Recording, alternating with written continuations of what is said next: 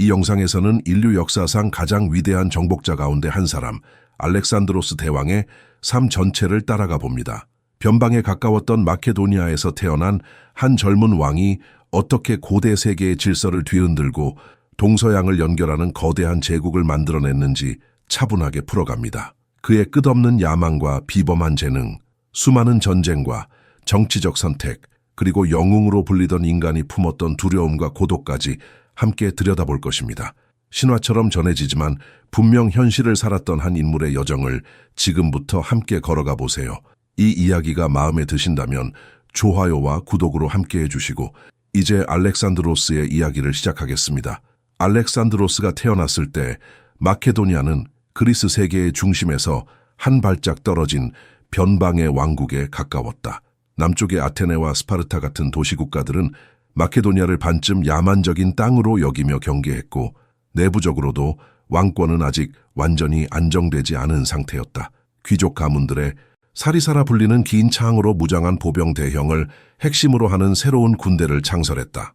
이 보병대는 단순히 무기를 바꾼 것이 아니라 훈련과 규율, 조직 전체를 다시 설계한 결과였다. 그는 병사들을 국가에 충성하는 전문 전투원으로 길러냈고 왕권은 군사력 위에 단단히 자리 잡기 시작했다. 이러한 개혁은 알렉산드로스가 성장하는 동안 자연스럽게 그의 일상이 되었다. 왕궁은 단순한 거처가 아니라 전쟁 준비와 외교 협상이 끊임없이 이루어지는 공간이었다. 어린 알렉산드로스는 연회장에서 장군들의 토론을 듣고 전쟁에서 돌아온 병사들의 상처와 이야기를 가까이에서 보며 자랐다.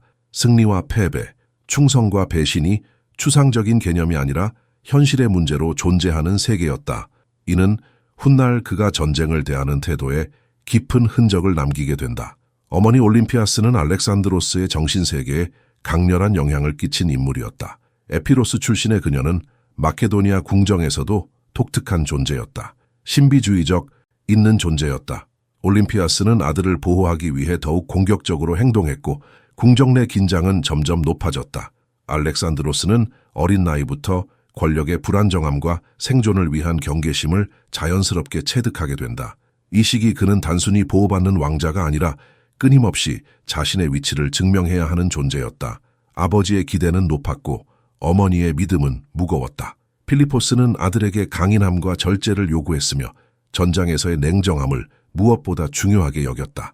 반면 올림피아스는 그에게 두려움 없는 용기와 운명에 대한 확신을 심어주었다. 이 두 가지 상반된 영향은 알렉산드로스의 성격 속에서 긴장 관계를 이루며 공존하게 된다. 전해지는 일화들 속에서 어린 알렉산드로스는 이미 비범한 면모를 드러낸다.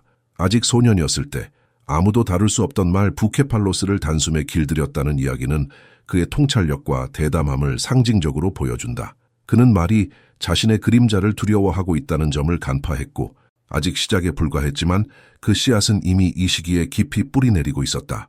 알렉산드로스의 소년 시절은 단순한 왕자의 성장기가 아니라 훗날 세계를 움직일 사유방식이 형성되는 결정적인 시기였다.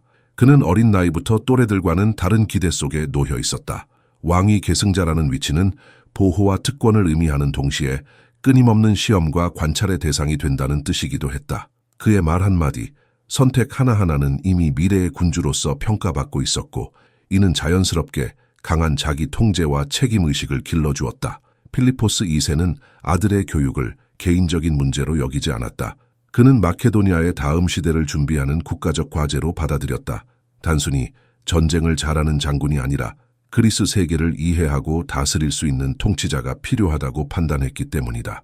이러한 생각은 당시로서는 매우 이례적인 선택으로 이어졌다. 필리포스는 그리스 최고의 철학자 가운데 한 사람인 아리스토텔레스를 아들의 의미를 지녔다.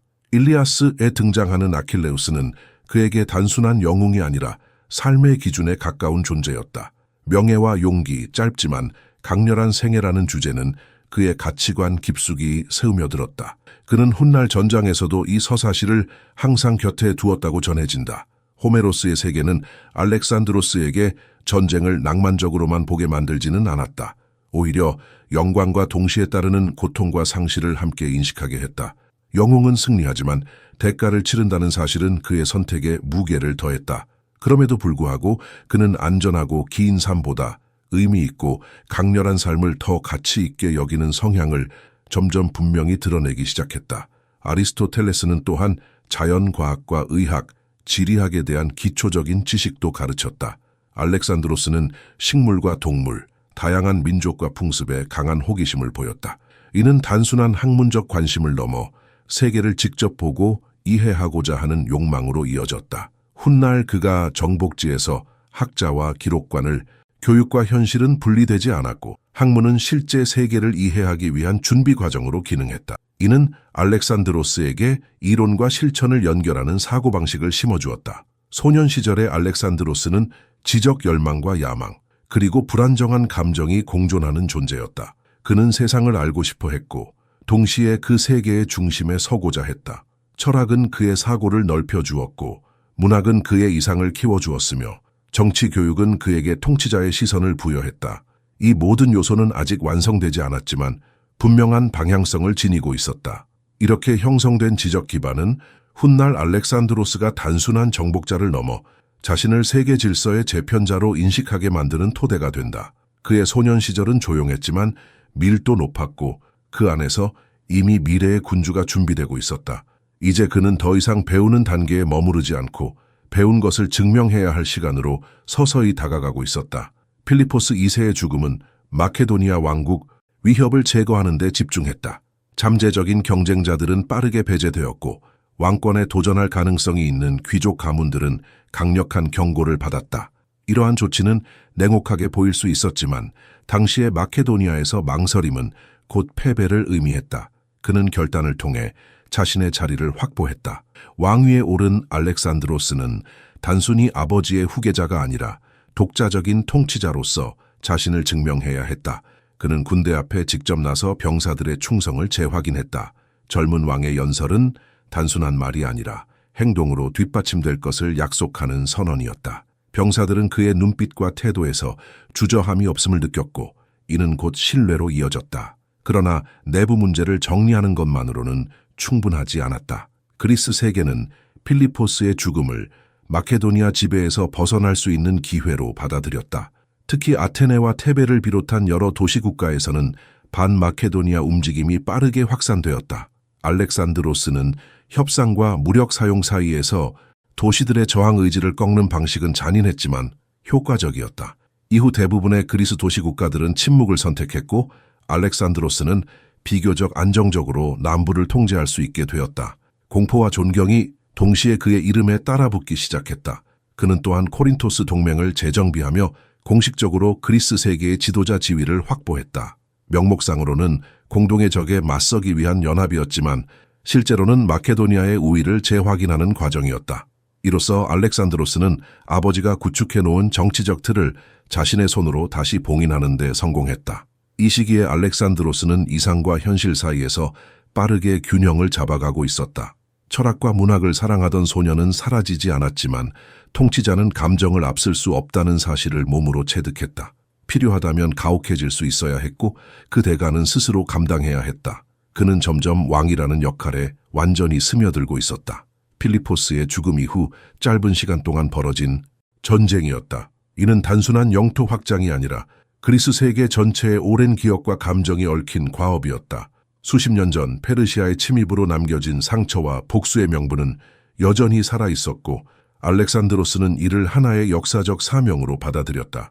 기원전 334년 그는 군대를 이끌고 헬레스폰트 해협으로 향했다. 이 좁은 바다는 단순한 지리적 경계가 아니라 유럽과 아시아를 가르는 상징적인 선이었다. 알렉산드로스는 배에서 내려 가장 먼저 아시아의 땅을 밟으며 창을 던졌다고 전해진다. 이는 이 땅을 정복물로가 아니라 신들이 허락한 전리품으로 받아들인다는 의식적인 행동이었다. 그는 자신이 침략자가 아니라 운명에 이끌린 정복자임을 스스로에게 그리고 군대에 각인시키고자 했다. 그는 곧바로 트로이를 방문했다. 호메로스의 서사시 속 전쟁터에 서서 아킬레스의 무덤의 경의를 표한 이 장면은 알렉산드로스의 내면 세계를 상징적으로 보여준다. 그는 자신을 고대 영웅들의 계보 위에 보여주는 결정이었다. 전투가 시작되자 그는 직접 기병을 이끌고 강을 건넜다. 물살과 적의 공격 속에서도 그는 선두에 서서 돌진했고 이는 병사들의 사기를 크게 끌어올렸다.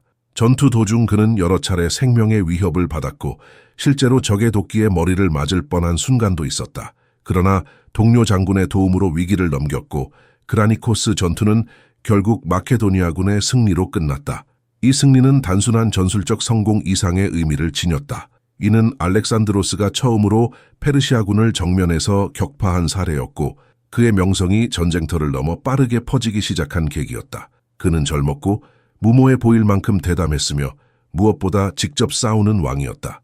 이러한 모습은 병사들에게 깊은 인상을 남겼고 충성심을 더욱 굳건히 만들었다. 그라니코스 이후 소아시아의 여러 도시들은 연이어 문을 열었다. 일부는 해방자로 그를 맞이했고 일부는 저항의 무의미함을 깨닫고 항복을 선택했다. 알렉산드로스는 각 시작되었다. 헬레스폰트를 건너며 세운 상징, 그라니코스에서의 피로 얻은 첫 승리, 그리고 그 과정에서 쌓아 올린 명성은 이후 전개될 거대한 전쟁의 서막에 불과했다.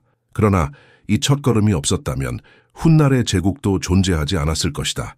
알렉산드로스는 이제 되돌아갈 수 없는 길 위에 서 있었고 그의 발걸음은 점점 더 깊숙이 아시아의 심장부를 향해 나아가고 있었다. 그라니코스에서의 승리 이후 알렉산드로스는 잠시도 속도를 늦추지 않았다. 그는 소아시아 전역을 차례로 장악하며 페르시아의 영향력을 서서히 지워나갔다. 이 과정에서 그의 이름은 단순한 침략자가 아니라 질서를 바꾸는 존재로 퍼지기 시작했다. 그러나 이 원정의 진정한 시험은 아직 남아 있었다. 페르시아 제국의 대왕 다리우스 3세가 직접 나서기 시작했기 때문이다. 기원전 383년 두 군대는 이수스 근처의 좁은 평야에서 마주했다. 수적으로는 페르시아군이 압도적으로 우세했지만 지형은 알렉산드로스에게 유리하게 미쳤다. 다리우스는 패배 이후 평화 협상을 제안했다. 막대한 영토와 재물을 내놓겠다는 제안이었지만 알렉산드로스는 이를 거절했다. 그는 이미 자신을 아시아의 주인으로 인식하고 있었고 부분적인 승리에 만족할 생각이 없었다. 이 결정은 그의 야망이 어디까지 뻗어 있는지를 분명히 보여주었다. 이후 그는 남쪽으로 진군하며 지중해 연안을 장악하는 데 집중했다. 이는 단순한 영토 확장이 아니라 페르시아 해군의 기반을 무너뜨리기 위한 전략적 선택이었다. 그 과정에서 가장 큰 난관으로 등장한 곳이 바로 티레였다. 섬 도시였던 티레는 강력한 성벽과 해군력을 바탕으로 완강히 저항했다. 티레 공성전은 알렉산드로스의 끈기와 집념을 상징하는 사건이었다. 그는 도시를 우회하는 대신 바다를 가로질러 둑을 쌓는 대담한 방법을 선택했다. 이는 시간과 자원을 엄청나게 소모하는 작업이었고 병사들에게도 큰 부담이었다. 그러나 그는 포위를 풀지 않았고 실패를 인정하지도 않았다. 결국 수개월에 있었음을 보여준다. 알렉산드리아는 그의 이상을 상징하는 공간이었다. 그리스와 이집트, 동서양의 요소가 결합된 이 도시는 훗날 지식과 교류의 중심지로 성장하게 된다. 알렉산드로스는 이곳에서 처음으로 제국의 미래를 구체적인 형태로 그려냈다. 칼과 방패만으로는 지속적인 지배가 불가능하다는 사실을 그는 점점 더 분명히 깨닫고 있었다. 이수스에서의 승리, 티레에서의 집념, 이집트에서의 통치는 알렉산드로스를 새로운 단계로 이끌었다. 그는 여전히 전장을 누볐지만 시선은 점점 더 넓어지고 있었다. 적을 쓰러뜨리는 것보다 정복한 땅을 어떻게 다스릴 것인가가 중요한 문제가 되어가고 있었다. 이 시점에서 알렉산드로스는 이미 하나의 제국을 꿈꾸는 통치자로 변모하고 있었다. 그러나 그의 앞에는 아직 해결되지 않은 과제가 남아 있었다. 다리우스는 여전히 살아있었고 페르시아 제국의 심장부는 아직 무너지지 않았다. 진정한 결말은 아직 오지 않았으며 다음 무대는 이전보다 훨씬 더 페르시아군을 끌어내기 위한 계산된 움직임이었다. 예상대로 페르시아군의 진영에는 틈이 생겼고 알렉산드로스는 그 순간을 놓치지 않았다. 그는 전개 기병을 이끌고 그 틈을 향해 돌진했다. 다시 한번 그의 목표는 다리우스였다. 가우가멜라에서도 결과는 이전과 비슷하게 전개되었다. 알렉산드로스의 공격은 페르시아군의 중심을 흔들었고 다리우스는 또다시 전장을 떠났다. 왕의 도주는 군대의 사기를 무너뜨렸고 질서는 순식간에 붕괴되었다. 비록 페르시아군 일부는 끝까지 저항했지만 전투의 승패는 이미 결정되어 있었다. 이 승리는 단순한 전투의 승리가 아니었다. 가우가멜라는 페르시아 제국의 몰락을 알리는 분수령이었다. 이후 알렉산드로스는 바빌론, 수사, 페르세폴리스를 차례로 점령했다. 이 도시들은 단순한 행정 중심지가 아니라 제국의 상징이자 권력의 심장이었다. 문을 열고 맞이한 도시도 있었고 저항하다 무너진 곳도 있었지만 제국은 더 이상 하나로 유지될 수 없었다. 단순히 페르시아를 무너뜨린 정복자가 아니라 동서양을 아우르는 새로운 제국의 창건자가 되기를 원했다. 그는 점차 페르시아식 의복을 입기 시작했고 궁정 의례에도 동방의 요소를 도입했다. 이는 마케도니아인들 사이에서 강한 반발을 불러일으켰다. 그들은 자신들이 정복한 문화에 동화되는 것처럼 느꼈고 알렉산드로스가 변하고 있다고 생각했다. 그러나 알렉산드로스에게 이는 굴복이 아니라 통합이었다. 그는 다양한 민족을 하나의 체제 안에 묶기 위해 상징과 관습의 힘을 활용하고자 했다. 페르시아 귀족들과의 융합 정책은 점점 더 구체화되었다. 그는 그들을 군과 행정에 적극적으로 등용했고 혈통보다는 능력과 충성을 기준으로 삼으려 했다. 이는 기존 마케도니아 귀족들의 특권을 약화시키는 결과를 낳았고 내부 갈등의 씨앗이 되기도 했다. 그럼에도 알렉산드로스는 이 길을 멈추지 않았다. 그의 꿈은 단일 민족의 지배가 아닌 혼합된 제국이었다. 언어와 종교, 관습이 다른 이들이 하나의 왕. 그는 멈추지 않았다. 그의 시선은 더 동쪽, 지도 끝자락에 가까운 중앙아시아를 향하고 있었다. 박트리아와 소그디아나는 이미 제국의 핵심을 벗어난 변방이었지만 동시에 저항이 가장 끈질긴 지역이기도 했다. 알렉산드로스에게 이곳은 정복의 완성과 통치의 시험대가 되는 무대였다. 이 지역의 전쟁은 이전과 전혀 다른 양상을 띠었다. 넓은 평야에서의 결정적 전투 대신 산악과 사막, 요새와 유목민의 땅에서 소규모 충돌이 반복되었다. 적은 모습을 드러내지 않고 사라졌으며 알렉산드로스의 군대는 끝없는 추격과 매복 속에서 지쳐갔다. 승리의 영광보다 피로와 좌절이 쌓여가는 전쟁이었다. 병사들의 불만은 점점 커졌다. 그들은 이미 세계의 중심을 정복했다고 느꼈고 더 이상 싸워야 할 이유를 이해하지 못했다. 고향은 멀어졌고 전쟁은 끝이 보이지 않았다. 알렉산드로스는 이러한 분위기를 감지하고 있었지만 물러설 생각은 없었다. 그는 제국의 경계를 명확히 하지 않으면 지금까지의 모든 불안을 여실히 드러냈다. 이 사건 이후 알렉산드로스는 깊은 후회에 빠졌지만 돌이킬 수 없는 변화가 이미 시작되었음을 스스로도 느끼고 있었다. 중앙아시아에서의 경험은 그를 더욱 고립시켰다. 그는 점점 자신의 운명과 사명에만 집중했고 주변의 목소리를 듣지 않게 되었다. 아리스토텔레스에게서 배운 절제와 균형은 전쟁의 현실 속에서 희미해져 갔다. 대신 의심과 경계 그리고 절대적인 충성을 요구하는 태도가 자리 잡기 시작했다. 이러한 변화 속에서도 그는 정치적 계산을 멈추지 않았다. 박트리아에서 그는 로크사네와 결혼했다. 로크사네는 현지 유력자의 딸이었고 이 결혼은 개인적인 감정과 정치적 목적이 결합된 선택이었다. 이는 현지 엘리트와의 융합을 상징하는 행위였고 동시에 알렉산드로스가 더 이상 순수한 마케도니아 왕이 아님을 보여주는 선언이었다. 로크사네와의 결혼은 일시적으로 지역의 안정을 가져왔지만 마케도니아 귀족들의 반감을 더욱 키웠다. 그들은 이 결혼을 문화적, 수없는 것이 되어가고 있었다. 중앙아시아의 험난한 땅에서 그는 단순히 영토를 정복한 것이 아니라 스스로도 변해가고 있었다. 박트리아와 소그디아나에서의 전쟁은 군사적 성과 이상으로 깊은 흔적을 남겼다. 이는 알렉산드로스가 인간으로서, 통치자로서 어떤 대가를 치르고 있었는지를 보여주는 시간이었다. 이제 그의 제국은 지리적으로는 확장되었지만 그를 둘러싼 관계와 신뢰의 세계는 점점 좁아지고 있었다. 이러한 고립 속에서 그는 또 하나의 거대한 결단을 향해 나아가고 있었다. 중앙아시아의 험난한 원정을 마친 뒤에도 알렉산드로스의 발걸음은 멈추지 않았다. 그의 시선은 다시 한번 동쪽을 향했고 그 끝에는 인도라는 미지의 세계가 놓여 있었다. 그리스인들에게 인도는 지도 끝에 가까운 땅이었고 풍요와 신비가 뒤섞인 전설의 영역이었다. 알렉산드로스에게 이곳은 단순한 호기심의 대상이 아니라 세계의 경계를 확인하고 자신의 사명을 완성하기 위한 마지막 시험처럼 보였다. 기원전, 이끌었고 다시 한번 선두에 서서 싸웠다. 코끼리들은 전장을 혼란에 빠뜨렸지만 마케도니아 병사들은 긴 전쟁 속에서 단련된 경험을 바탕으로 점차 대응 방법을 찾아냈다. 히다스페스 전투는 치열했고 승리는 쉽게 주어지지 않았다. 결국 알렉산드로스는 포로스를 패배시켰지만 이 승리는 이전과 다른 성격을 지니고 있었다. 그는 패배한 적을 처형하지 않고 오히려 존중하며 다시 통치자로 임명했다. 이 선택은 단순한 관용이 아니라 인도라는 복잡한 지역을 안정적으로 다스리기 위한 현실적인 판단이었다. 알렉산드로스는 다시 한번 통합의 방식을 택했다. 그러나 이 승리 이후에도 전쟁은 끝나지 않았다. 병사들의 피로는 극에 달해 있었다.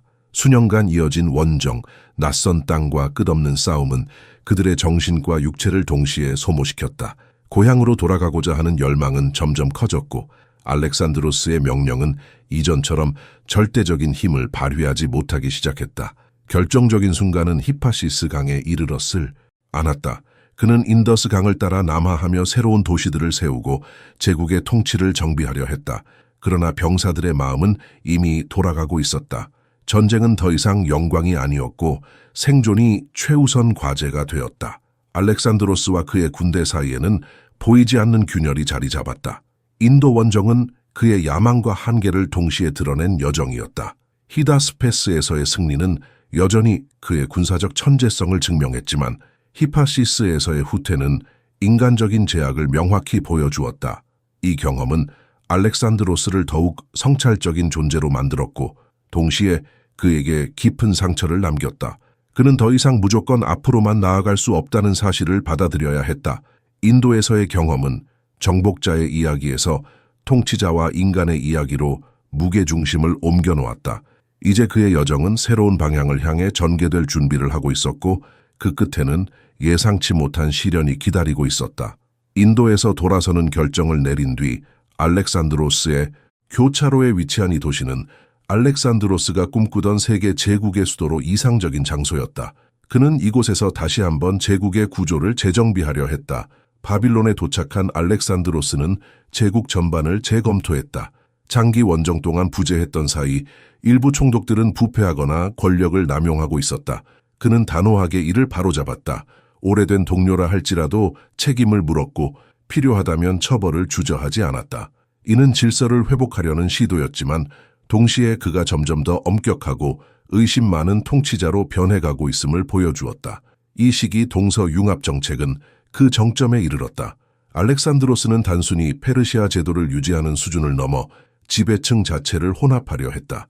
그는 마케도니아와 페르시아 귀족들이 하나의 제국 엘리트로 재편되기를 원했다. 이를 상징적으로 보여준 사건이 바로 수사에서 열린 대규모 혼인식이었다. 이 혼인식에서 알렉산드로스는 자신을 포함한 수많은 장군과 장교들에게 페르시아 귀족 한계를 드러내기 시작했다.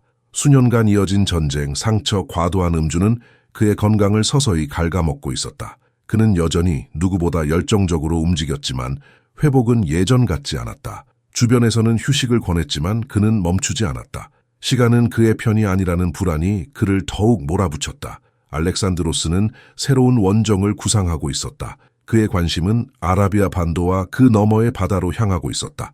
이는 제국의 경제적 기반을 강화하고 해상로를 장악하려는 계획이었다. 그러나 이 계획에는 집착에 가까운 성향도 담겨 있었다. 그는 정복이 아닌 상태를 견디지 못하는 듯 보였다. 바빌론에서의 시간은 겉으로 보기에는 안정의 시기였지만 내부적으로는 긴장이 끓어오르고 있었다. 통합은 완성되지 않았고 불만은 사라지지 않았다. 알렉산드로스는 이 모든 것을 자신의 의지로 밀어붙이려 했고 이는 그의 몸과 마음에 점점 더 큰 부담을 주었다. 제국을 하나로 만들겠다는 꿈은 여전히 있었으나 명령을 내릴 힘조차 남아있지 않았다. 젊고 무적처럼 보였던 정복자는 이제 침상 위에서 죽음을 기다리는 한 인간에 불과했다. 그의 사망 원인에 대해서는 고대부터 수많은 가설이 제기되어 왔다. 말라리아나 장티푸스 같은 전염병, 과도한 음주로 인한 합병증, 오래된 전투 상처의 후유증 등이 거론된다. 일부는 정치적 암살 가능성을 제기하기도 했지만 이를 뒷받침할 확실한 증거는 없다. 분명한 것은 수년간 이어진 극도의 피로와 긴장이 그의 몸을 이미 한계까지 몰아넣고 있었다는 점이다. 알렉산드로스가 숨을 거두었을 때 그는 30을 갓 넘긴 나이에 불과했다. 그의 죽음은 단순한 개인의 죽음이 아니라 세계 질서의 균열을 의미했다. 그가 구축한 제국은 너무 거대했고 이를 대신 이끌 준비가 된 후계자는 존재하지 않았다. 침상 곁에서 누가 제국을 이어받을 것인가라는 질문이 던져졌을 때 그는 가장 강한 자에게라는 모호한 대답을 남겼다고 전해진다. 이 말은 지식과 학문의 중심지가 되었고 그의 정복은 물리적인 경계보다 사상의 이동을 가속화했다. 동서양은 더 이상 완전히 분리된 세계가 아니었다. 이는 알렉산드로스 개인의 의도를 넘어 인류사의 흐름 자체를 바꾸어 놓은 결과였다. 역사 속에 알렉산드로스는 다양한 얼굴을 가지고 있다. 어떤 이에게 그는 잔인한 침략자였고 또 다른 이에게는 이상을 품은 통합자였다. 그는 도시를 파괴하기도 했고 새로운 도시를 세우기도 했다. 관용과 폭력, 이상과 집착은 그의 삶 속에서 늘 함께 존재했다. 그의 삶은 짧았지만 밀도는 압도적이었다. 불과 10여 년 남짓한 시간 동안 그는 그 누구보다 넓은 세계를 움직였다. 그의 죽음 이후에도 사람들은 그를 신화처럼 이야기했고 왕들과 정복자들은 그를 본보기로 삼았다. 그러나 그 어떤 후계자도 그의 이름이 지닌 무게를 온전히 이어받지는 못했다. 알렉산드로스는 완성된 제국을 남기지 않았다. 대신 가능성을 남겼다. 서로 다른 세계가 만날 수, 경쟁, 국경을 위협하는 주변 부족들, 그리고 끊임없는 음모와 암투가 왕국의 일상처럼 이어지고 있었다. 이러한 불안정한 환경 속에서 한 아이가 태어나 훗날 세계사의 흐름을 바꾸게 될 것이라 예상한 사람은 거의 없었다. 알렉산드로스는 기원전 356년 마케도니아의 수도 펠라에서 태어났다. 그의 탄생은 단순한 왕자의 출생이 아니라 왕국 전체의 상징적인 의미를 지닌 사건으로 받아들여졌다. 같은 날 소아시아의 에페소스에서는 아르테미스 신전이 불타 사라졌다고 전해지는데 훗날 사람들은 이 우연을 두고 위대한 인물이 태어나 신들이 그 자리를 비웠다는 식의 전설을 덧붙였다. 이미 그의 삶은 역사와 신화가 교차하는 이야기로 포장되기 시작했던 것이다. 아버지 필리포스 2세는 마케도니아를 근본적으로 변화시킨 인물이었다. 그는 즉위 이전까지 분열과 패배를 반복하던 왕국을 단기간에 강력한 군사 국가로 탈바꿈시켰다. 필리포스는 전통적인 귀족 기병 중심의 전투 방식을 개혁하고 성향이 강했고 디오니소스 숭배 의식과 같은 종교적 전통에 깊이 관여했다. 올림피아스는 아들에게 자신이 단순한 인간의 후손이 아니라 신적인 혈통을 이어받았다는 이야기를 반복해서 들려주었다. 특히 즈우스와의 연관성을 강조하는 신화는 어린 알렉산드로스의 상상력에 깊이 각인되었다. 이러한 교육은 그에게 특별한 사명의식을 심어주었다. 그는 자신이 평범한 왕자가 아니라 태어날 때부터 위대한 일을 이루도록 예정된 존재라고 믿게 되었다. 이는 훗날 그의 대담한 결정과 위험을 두려워하지 않는 성향으로 이어진다. 동시에 이러한 믿음은 그를 고독하게 만들기도 했다. 스스로를 남들과 다른 존재로 인식하면서 주변 사람들과 일정한 거리를 두는 태도도 일찍부터 나타났다. 마케도니아 궁정의 분위기는 결코 평온하지 않았다. 필리포스는 정치적 목적을 위해 여러 차례 결혼했고 이는 왕위 계승 문제를 복잡하게 만들었다.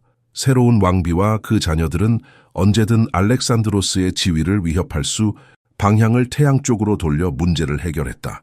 이 사건은 단순한 우연담이 아니라 문제의 본질을 꿰뚫어보는 그의 성향을 드러내는 상징으로 오래도록 전해진다. 알렉산드로스가 자라난 환경은 안정과 혼란이 동시에 존재하는 세계였다.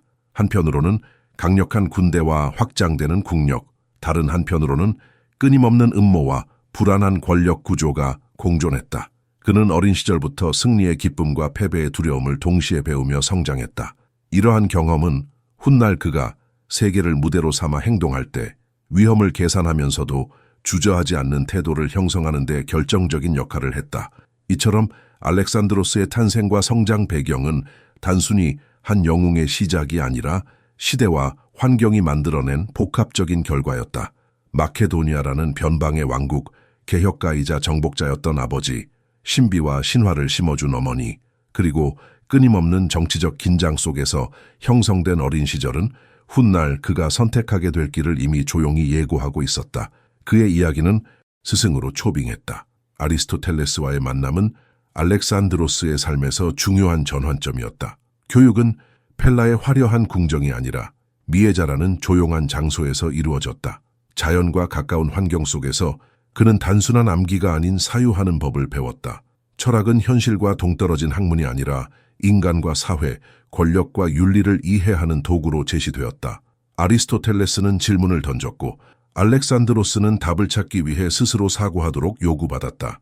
정치 교육은 특히 중요하게 다루어졌다. 그는 도시국가들의 구조, 법과 관습, 통치자의 역할에 대해 배웠다.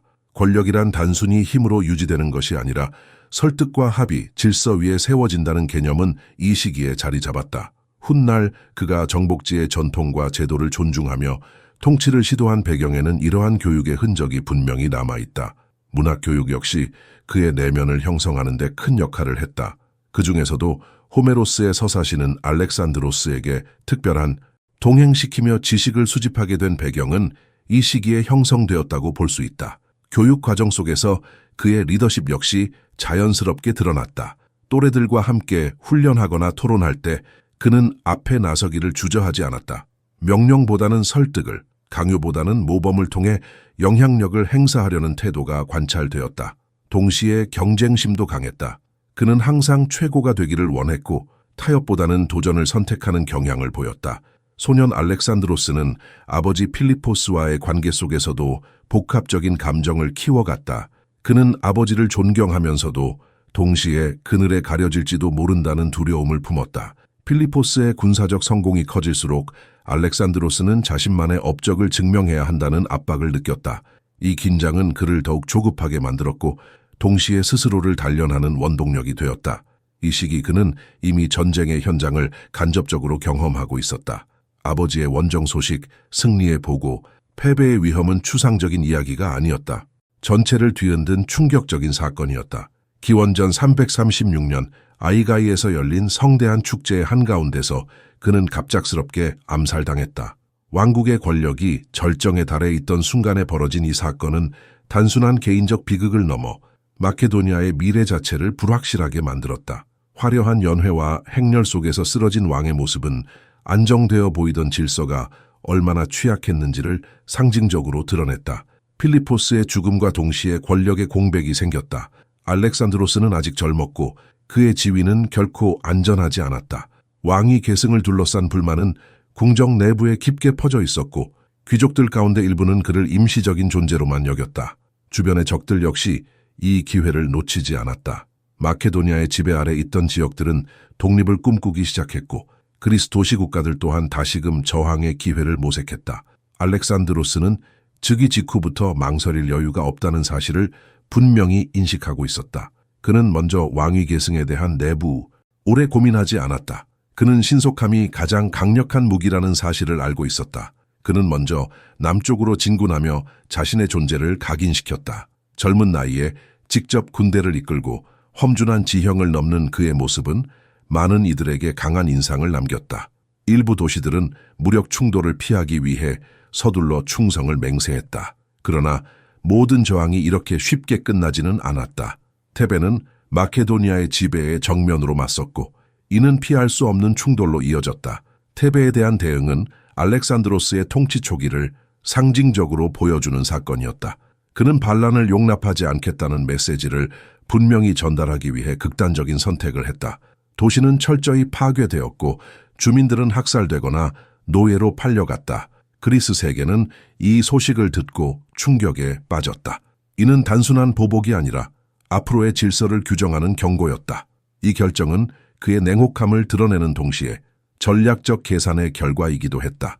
한 도시를 희생시켜 다른 일련의 사건들은 알렉산드로스의 성격을 명확히 드러냈다.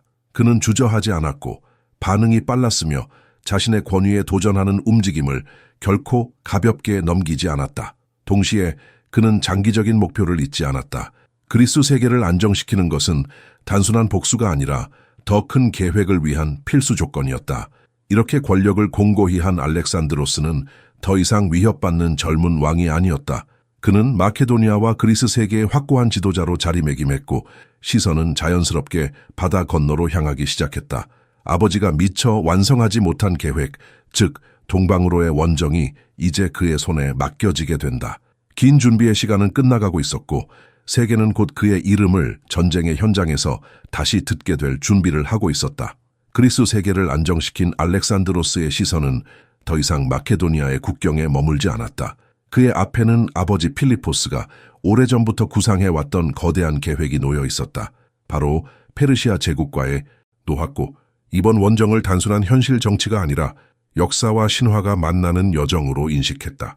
병사들 역시 이 상징적인 행동을 통해 자신들이 참여한 전쟁이 평범한 원정이 아님을 느끼게 되었다. 페르시아 제국은 겉보기에는 거대했지만 내부적으로는 느슨한 구조를 가지고 있었다. 광대한 영토는 수많은 사트라프, 즉 지방 총독들에 의해 통치되고 있었고 중앙의 통제력은 지역마다 큰 차이를 보였다. 알렉산드로스는 이를 잘 이해하고 있었다. 그는 제국 전체와 한 번에 맞서기보다는 각 지역의 지배 구조를 하나씩 흔드는 전략을 택했다. 첫 번째 대규모 충돌은 그라니코스 강변에서 벌어졌다. 페르시아의 지방 총독들과 용병 지휘관들은 이곳에서 알렉산드로스의 진군을 막으려 했다. 지형은 페르시아 측에 유리해 보였고 강을 건너야 하는 마케도니아군은 위험한 선택을 강요받고 있었다. 많은 장군들이 신중한 접근을 권했지만 알렉산드로스는 즉각적인 공격을 선택했다. 이는 그의 성격을 단적으로 도시에서 서로 다른 방식을 취했다. 그리스계 도시는 자치를 보장하며 호의를 얻었고 페르시아에 협력했던 인물들은 엄격히 처벌했다. 그는 공포와 관용을 상황에 맞게 조합하며 통치의 기본 원칙을 시험하고 있었다. 이 시기 그는 단순한 군사 지휘관에서 점차 제국의 주인으로 변모해 가고 있었다. 전투에서의 용기뿐 아니라 승리 이후의 처신이 중요하다는 사실을 분명히 인식하고 있었다. 그는 현지의 행정 구조를 완전히 무너뜨리기보다는 기존 체제를 활용하며 자신의 영향력을 덧씌우는 방식을 택했다. 이는 장기적인 지배를 염두에 둔 현실적인 선택이었다. 젊은 왕의 이름은 빠르게 전설처럼 퍼져나갔다. 아직 다리우스 3세와 직접 맞붙지도 않았지만 페르시아 내부에서는 이미 경계와 불안이 번지고 있었다. 알렉산드로스는 이 흐름을 멈추지 않았다. 그는 휴식보다 전진을 택했고 승리의 기세를 유지하는 것이 무엇보다 중요하다는 사실을 알고 있었다. 페르시아 원정의 초반부는 이렇게 작용했다. 다리우스는 자신의 대군을 충분히 펼치지 못한 채 전투를 강요받았고 이는 치명적인 약점이 되었다. 알렉산드로스는 이 점을 정확히 파악하고 정면 돌파가 아닌 핵심을 찌르는 전략을 선택했다. 전투가 시작되자 그는 기병을 이끌고 페르시아 중앙을 향해 돌진했다. 목표는 단 하나, 다리우스였다. 왕이 무너지면 군대도 무너진다는 계산이었다. 전장의 혼란 속에서 알렉산드로스의 돌격은 점점 중심부를 갈랐고 결국 다리우스는 공포에 휩싸여 전장을 떠났다. 그의 퇴각은 곧 페르시아군 전체의 붕괴로 이어졌다. 이수스 전투의 결과는 전쟁의 흐름을 바꾸어 놓았다. 알렉산드로스는 승리를 거두었을 뿐 아니라 다리우스의 가족을 포로로 잡았다. 그는 이들을 존중하며 대했고 이는 단순한 관용을 넘어 계산된 정치적 행동이었다. 적의 왕족을 모욕하지 않는 태도는 알렉산드로스를 잔인한 침략자가 아닌 품격 있는 통치자로 보이게 만들었다. 이는 페르시아 내부의 여론에도 적지 않은 영향을 걸친 공성 끝에 티레는 함락되었다. 티레의 함락은 군사적 승리이자 심리적 선언이었다. 알렉산드로스는 어떤 장애물도 결국에는 극복할 수 있다는 메시지를 전 세계에 던졌다. 동시에 그는 저항의 대가가 무엇인지 분명히 보여주었다. 이 사건 이후 많은 도시들은 싸우기보다 항복을 선택하게 된다. 연안을 장악한 그는 이제 이집트로 향했다. 페르시아의 지배에 오랜 시간 불만을 품고 있던 이집트인들은 알렉산드로스를 환영했다. 그는 침략자가 아니라 해방자로 받아들여졌고 이는 그의 통치 방식에 또 다른 변화를 가져왔다. 그는 현지의 종교와 관습을 존중하며 파라오로서의 지위를 받아들였다. 이집트에서 알렉산드로스는 단순히 머무르지 않았다. 그는 새로운 도시를 건설하기로 결심했고 이것이 바로 알렉산드리아였다. 이 도시는 군사적 거점이자 상업과 문화의 중심으로 구상되었다. 그는 도시의 위치와 구조에 직접 관여했으며 이는 그가 단순한 정복자가 아니라 장기적인 통치를 염두에 두고 거대하고 치열해질 준비를 하고 있었다. 이집트를 떠난 알렉산드로스는 마침내 결정적인 순간을 향해 나아갔다. 다리우스 3세와의 마지막 대결, 그리고 페르시아 제국의 운명이 걸린 전쟁이 다가오고 있었다. 다리우스는 이전의 패배에서 교훈을 얻어 이번에는 자신에게 유리한 조건을 직접 만들고자 했다. 그는 메소포타미아의 넓은 평야, 가우가멜라를 전장으로 선택했다. 이곳은 대군을 펼치기에 이상적인 장소였고 전차와 기병을 충분히 활용할 수 있는 지형이었다. 기원전 331년 두 군대는 가우가멜라에서 마주했다. 수적으로는 여전히 페르시아군이 우세했다. 다리우스는 병력뿐 아니라 전투 준비에서도 압도적인 자신감을 보였다. 그는 전날 밤까지도 병사들에게 사기를 불어넣으며 승리를 확신했다. 반면 알렉산드로스는 침착했다. 그는 적의 규모보다 구조와 움직임을 보았고 혼란을 만들어낼 틈을 찾고 있었다. 전투가 시작되자 알렉산드로스는 전면 충돌을 피하며 기병을 우측으로 이동시켰다. 이는 페르세폴리스의 함락은 특히 상징적인 사건이었다. 화려한 궁전과 부의 상징이었던 이 도시는 결국 불길에 휩싸였다. 이 행위는 오랫동안 논쟁의 대상이 되어왔다. 복수의 상징이었는지, 정치적 계산이었는지, 혹은 술에 취한 충동이었는지는 명확하지 않다. 그러나 분명한 것은 이 불길이 페르시아 제국의 시대가 끝났음을 세상에 알리는 신호였다는 점이다. 제국의 심장부를 손에 넣은 알렉산드로스는 중요한 선택의 기로에 섰다. 그는 파괴자로 남을 수도 있었고 새로운 질서를 세우는 통치자가 될 수도 있었다. 그는 후자를 택했다. 알렉산드로스는 페르시아의 행정체계를 완전히 없애지 않고 상당 부분 유지했다. 사트라프 제도는 계속 사용되었고 현지 귀족들 역시 일정한 지위를 보장받았다. 이러한 정책은 실용적인 이유에서 비롯되었다. 광대한 제국을 소수의 마케도니아인만으로 통치하는 것은 불가능했기 때문이다. 그러나 동시에 이는 알렉산드로스의 더 큰 야망과도 맞닿아 있었다. 그는 아래 공존하는 세계를 상상했다. 이는 당시로서는 매우 급진적인 발상이었다. 대부분의 정복자들이 피정복민을 억압하거나 배제했던 것과 달리 그는 포용을 통해 안정과 지속성을 확보하려 했다. 가우가멜라 이후의 알렉산드로스는 더 이상 단순한 전쟁의 영웅이 아니었다. 그는 자신을 제국의 중심에 놓고 새로운 질서를 설계하는 통치자로 변모해 가고 있었다. 그러나 이러한 변화는 동시에 긴장을 낳았다. 이상은 컸지만 이를 받아들일 준비가 된 사람은 많지 않았다. 페르시아 제국은 무너졌지만 알렉산드로스의 도전은 끝나지 않았다. 오히려 더 어려운 과제가 그를 기다리고 있었다. 정복보다 어려운 것은 통치였고 통합보다 복잡한 것은 인간의 마음이었다. 그의 여정은 이제 전장의 승리를 넘어 제국을 하나로 묶으려는 끝없는 시도로 이어지고 있었다. 페르시아 제국의 중심부를 장악한 이후에도 알렉산드로스의 원정은 끝나지 않았다. 많은 이들이 전쟁이 여기서 마무리될 것이라 예상했지만 성과가 흔들릴 수 있다고 믿었다. 이 시기 알렉산드로스의 통치는 점점 더 강압적인 성격을 띠기 시작했다. 그는 반란의 가능성을 조금이라도 남겨두지 않으려 했고 이는 잔혹한 진압으로 이어지기도 했다. 소그디아나의 요새들을 하나씩 함락시키는 과정에서 그는 이전보다 훨씬 냉정해진 모습을 보였다. 이상과 포용을 이야기하던 통치자는 이제 질서를 위해 공포를 선택하는 경우가 많아졌다. 중앙아시아 원정은 그의 인간관계에도 균열을 만들었다. 오래전부터 함께 싸워온 마케도니아 장군들과의 신뢰는 서서히 흔들리기 시작했다. 그들은 알렉산드로스가 점점 페르시아식 군주로 변해간다고 느꼈고 왕과 동료 사이의 거리는 점점 벌어졌다. 그는 더 이상 첫 among equals, 즉 동등한 동료 중 하나가 아니었다. 이러한 긴장 속에서 상징적인 사건들이 연이어 발생했다.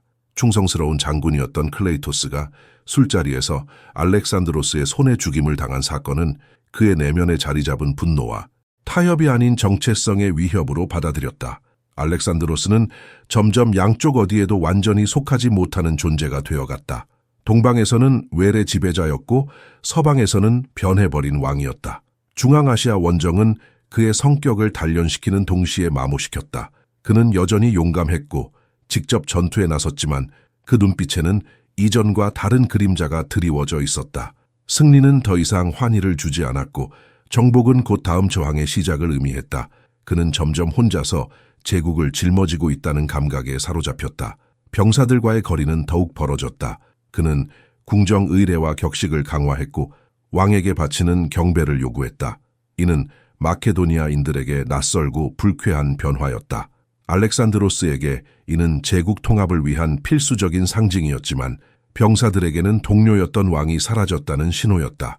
이 시기에 알렉산드로스는 가장 강력했지만 동시에 가장 외로운 존재였다. 그는 끝없이 승리를 거두고 있었지만 그 승리는 그를 누구와도 나눌 3K 27년경 그는 군대를 이끌고 힌두쿠시를 넘어 인도로 진입했다. 지형은 이전보다 훨씬 가혹했고 기후 역시 병사들에게 큰 부담을 주었다. 익숙하지 않은 몬순의 비, 울창한 숲, 끝없이 이어지는 강들은 전쟁 그 자체보다 더 큰 적처럼 느껴졌다. 그럼에도 알렉산드로스는 전진을 멈추지 않았다. 그는 새로운 땅을 정복하는 동시에 그곳의 사람들과 문화에 대한 강한 호기심을 드러냈다. 인도 원정의 절정은 히다스페스 강에서 벌어진 전투였다. 이곳에서 알렉산드로스는 인도의 강력한 군주 포로스 왕과 맞섰다. 포로스는 대규모 보병과 기병뿐 아니라 마케도니아군에게는 생소한 전력을 보유하고 있었다. 바로 전쟁 코끼리 부대였다. 거대한 몸집과 위압적인 모습은 병사들의 사기를 흔들기에 충분했다. 전투는 폭우가 쏟아지는 가운데 시작되었다. 알렉산드로스는 정면 충돌을 피하고 기습과 기동을 통해 포로스의 군대를 분산시키는 전략을 택했다. 그는 강을 건너는 위험을 감수하며 기병을 떼찾아왔다. 알렉산드로스는 더 동쪽으로 나아가기를 원했지만 병사들은 더 이상 전진할 수 없다고 호소했다. 이는 단순한 불만이 아니라 집단적인 거부에 가까웠다.